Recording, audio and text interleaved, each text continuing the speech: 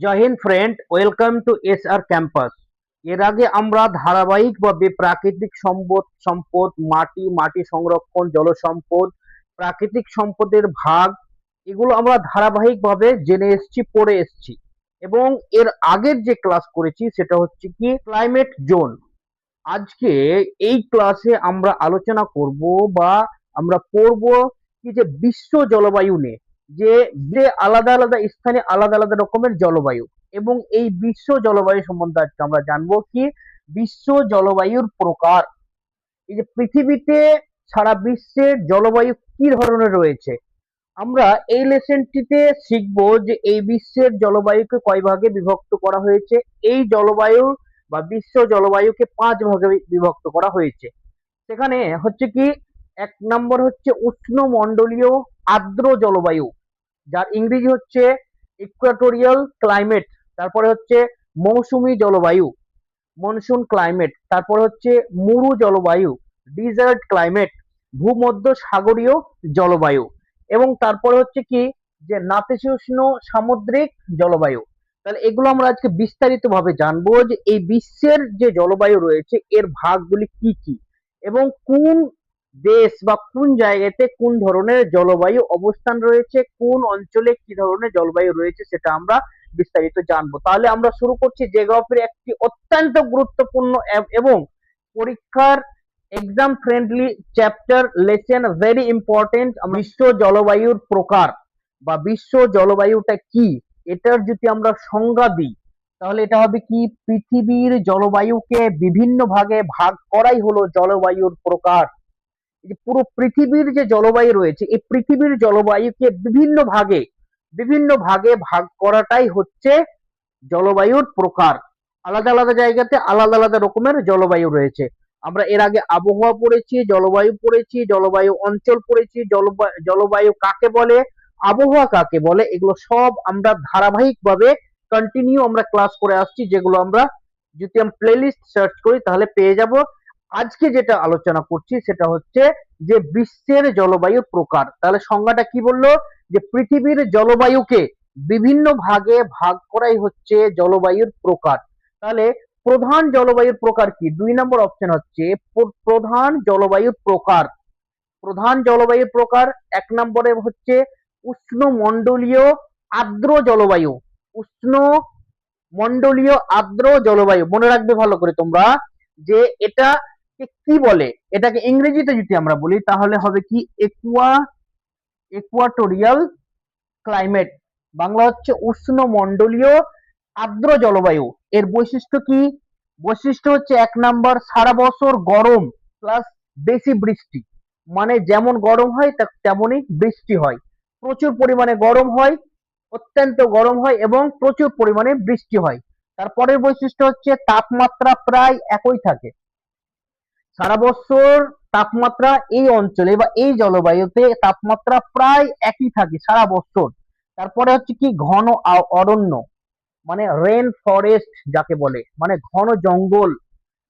এমন ঘন জঙ্গল রয়েছে এই রেঞ্জের মধ্যে বা এই ট্রপিক্যাল বা এই যে ক্লাইমেট, এই যে জলবায়ু রয়েছে এই জলবায়ুর মধ্যে এমন ধরনের জঙ্গল রয়েছে যে সেই জঙ্গলের মধ্যে মাটির উপরে সূর্যের আলো পৌঁছাতে পারে না, কারণ এত ঘন জঙ্গল রয়েছে। আমরা এর উদাহরণ দিই তাহলে অ্যামাজন অঞ্চল, অ্যামাজন ফরেস্ট আমরা শুনেছি, সেই অ্যামাজনের অঞ্চলটাই হচ্ছে এই উষ্ণমণ্ডলীয় আর্দ্র জলবায়ুর আন্ডারে, বা সেখানকার জলবায়ু উষ্ণমণ্ডলীয় আর্দ্র জলবায়ু।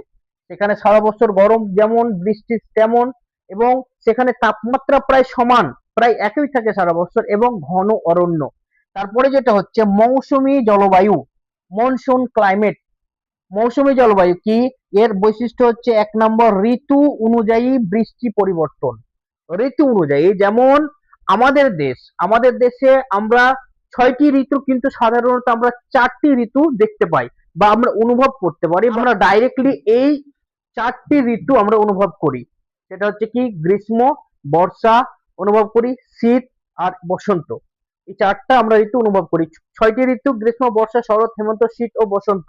তাহলে হচ্ছে কি এই যে মৌসুমী জলবায়ু, এই মৌসুমী জলবায়ুর প্রথম বৈশিষ্ট্য হচ্ছে ঋতু অনুযায়ী বৃষ্টি পরিবর্তন। আমাদের এখানে যেমন বৃষ্টির সময় বৃষ্টি হবে, বর্ষাকালে বৃষ্টি হবে, আলাদা সময় বৃষ্টি হয় না। আর আলাদা সময় বৃষ্টি হলে সেটা হচ্ছে কি প্রাকৃতিক ব্যালেন্সটা ডিসব্যালেন্স হয়ে যায় বা প্রাকৃতিক নিয়ন্ত্রণ হারিয়ে ফেলে সেই কারণে। তারপরে গ্রীষ্মে বেশি বৃষ্টি। আমাদের সময়ে আমরা যে ক্লাইমেটে বা আমরা যে জোনে থাকি সেখানে কিন্তু গরমকালে বেশি বৃষ্টি হয়। আমরা বুঝতে পারি যে এই সময় বৃষ্টি হবে, কারণ বৃষ্টি আসার ঠিক মুহূর্তের সামনে প্রচুর গরম হয়, মানে কোনো জায়গায় স্থির থাকা যায় না, তখনই অনুভব করা হয়। আমরা তো না, আমাদের যারা বয়স গরিষ্ঠ তেনারা বুঝতে পারেন যে এখনই বৃষ্টি নামবে, মেঘাচ্ছন্ন আকাশ হবে এবং বৃষ্টি নামবে। এবং এক্সাম্পল যদি আমরা নিই তাহলে এই মৌসুমী জলবায়ুর উদাহরণ তাহলে হচ্ছে ভারত এবং বাংলাদেশ। ভারত এবং বাংলাদেশ, তাহলে ভারতের জলবায়ু কি মৌসুমী জলবায়ু, মনে রাখতে হবে। তারপরে যেটা অপশন হচ্ছে মরু জলবায়ু, মানে ডিজার্ট ক্লাইমেট। ডিজার্ট ক্লাইমেট এর বৈশিষ্ট্য কি খুব কম বৃষ্টি, খুব কম বৃষ্টি। ডিজার্ট মানে মরুভূমি, যেখানে শুধু বালি আর বালি, বালির পাথর, বালি পাহাড়, যতদূর চোখ যাবে শুধু বালি বালি। তাহলে সেখানে বৃষ্টি কম কেন? সেখানে অরণ্য কম, মানে বন জঙ্গল কম। বন জঙ্গল আবার কম কেন? কারণ সেখানে বৃষ্টি কম। বলছে কি যে খুব কম বৃষ্টি, দিনে খুব গরম, রাতে ঠান্ডা, মানে রাতে থাকার মতো যায় আবহাওয়া হয়, কিন্তু দিনে প্রচুর গরম হয়, কারণ সূর্যের আলো পড়ে। আর বালির উপরে সূর্যের আলো পড়লেই কি হয়, বালি উত্তপ্ত হয়ে যায়। তাই দিনে যেরকম গরম হয়, রাতে একটু ঠান্ডা হয়।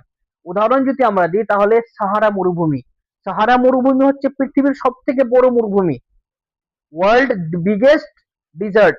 আর আমাদের দেশের ভারতের সব থেকে বড় মরুভূমির নাম হচ্ছে কি থর মরুভূমি। ঠিক আছে, তাহলে তারপরে অপশন হচ্ছে 4 নম্বর ভূমধ্যসাগরীয় জলবায়ু। ভূমধ্যসাগরীয় জলবায়ু এর বৈশিষ্ট্য কি গরম ও শুষ্ক গ্রীষ্ম, গরম হবে কিন্তু হালকা গ্রীষ্মকাল আসবে, এবং শীতকালে বৃষ্টি। শীতকালে এখানে বৃষ্টি হবে কোন জলবায়ুতে?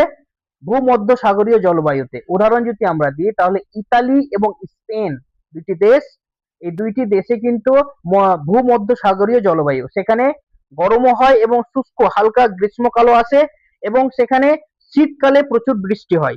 কি দেশের নাম? একটা হচ্ছে ইতালি, একটা হচ্ছে স্পেন।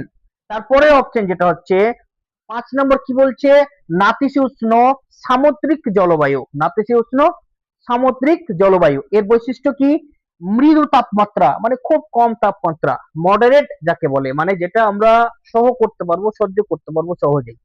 এবং সারা বছর সাধারণ বৃষ্টি, হালকা হালকা হয়ে সারা বছর এই রেঞ্জের মধ্যে বা এই জলবায়ুর মধ্যে সারা বছর বৃষ্টি হতেই থাকে বা বৃষ্টি হয়। উদাহরণ ইংল্যান্ড। ইংল্যান্ড হচ্ছে কি নাতিশীতোষ্ণ সামুদ্রিক জলবায়ু, এখানে না খুব গরম না খুব ঠান্ডা, মনোরম পরিবেশ। ঠিক আছে, মডারেট ক্লাইমেট বা খুব মনোরম পরিবেশ, খুব ঠান্ডাও না খুব গরম না, সেই জন্য সেখানকার মানুষ বেশি ফর্সা না, হ্যাঁ, ধবধবে গোরা। তারপরে হচ্ছে তারপরে যেটা 6 নম্বর তারপরে 6 নম্বর অপশন হচ্ছে শীতল মেরু জলবায়ু। শীতল মেরু জলবায়ু, মেরু বলতে যদি আমরা এখানে পৃথিবী দেখি, এটা পৃথিবী, আমরা আঁকলাম এটা পৃথিবী, আমরা পৃথিবী ম্যাপে দেখেছি বা গ্লোবে দেখেছি, তাই না?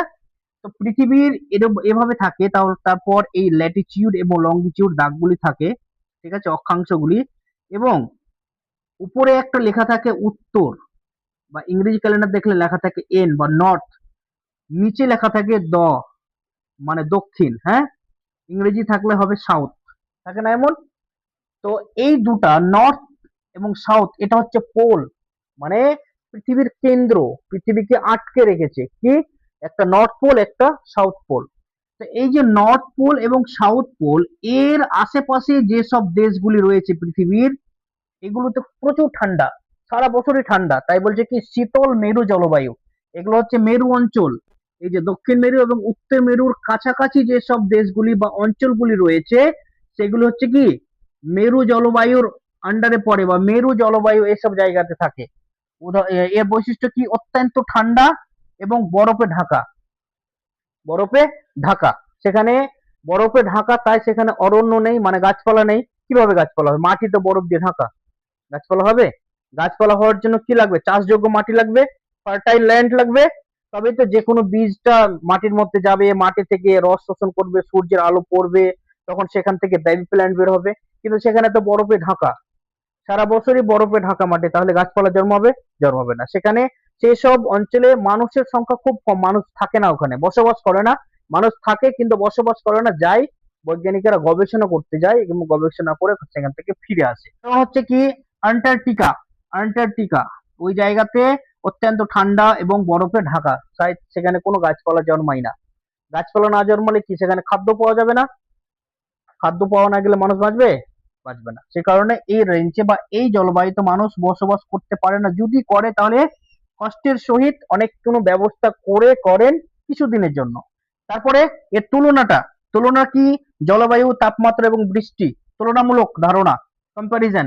প্রথমে কি? জলবায়ু, তারপরে তাপমাত্রা, তারপরে বৃষ্টি। জলবায়ুতে কি? প্রথম জলবায়ু কি পড়লাম আমরা?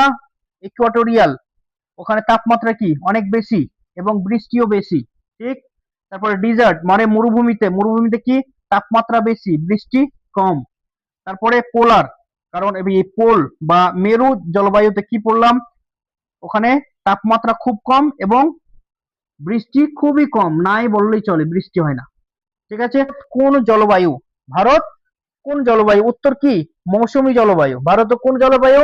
মৌসুমী জলবায়ু, ভারত এবং বাংলাদেশ। তারপরে মরুভূমিতে গাছ কম কেন? কেন গাছ কম? কারণ সেখানে বৃষ্টি কম। সেখানে বৃষ্টি কম কেন? কারণ সেখানে গাছ কম। কারণ গাছ যেখানে বেশি সেখানে বৃষ্টি নেমে আসে, মেঘ নেমে আসে, বৃষ্টি হয়। কিন্তু ওখানে তো গাছই নেই। গাছ না হওয়ার আবার কারণ হচ্ছে বৃষ্টি, কারণ বৃষ্টি জল নেই, তাই মরুভূমিতে কোনো গাছ জন্মায়নি। তারপরে হচ্ছে কি, যে বাড়িতে প্রশ্নগুলি সলভ করতে হবে, সেটা হচ্ছে 1 নম্বর ইকুয়াটোরিয়াল জলবায়ুর বৈশিষ্ট্যগুলি লিখো। 2 নম্বর হচ্ছে ডিজার্ট জলবায়ু কেমন। তারপরে পোলার অঞ্চলে কি দেখা যায়, ঠিক আছে। এই 3টা প্রশ্নের বিস্তারিত গ্লোব 3টা প্রশ্ন যদি আমরা আলোচনা করি, তাহলে এই সবগুলো এই 3টা প্রশ্নের উত্তরে কভার হয়ে যাবে। তাহলে আজকের ক্লাস এখান পর্যন্তই। এর পরবর্তীতে আমরা ন্যাচারাল ভেজিটেশন সম্বন্ধে আলোচনা করব বা প্রাকৃতিক উদ্ভিদ সম্বন্ধে আলোচনা করব। আজকের ক্লাস এখানেই সমাপ্ত।